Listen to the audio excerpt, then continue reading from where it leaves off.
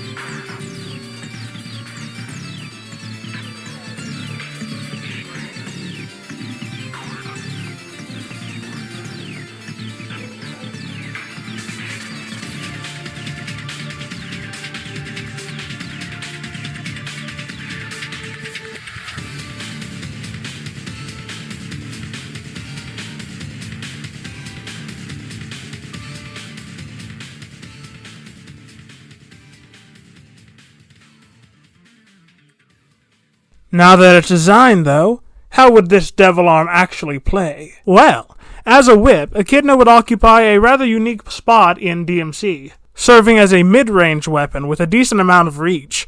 I'm thinking about as far as Nero's Snatch 1, maybe Snatch 2. The basic bread and butter combo would be a wide sweeping attack that can hit multiple enemies, followed by a more powerful vertical swing, into a series of rapid lashings. That would kinda resemble the end of one of Shadow's combos in DMC5.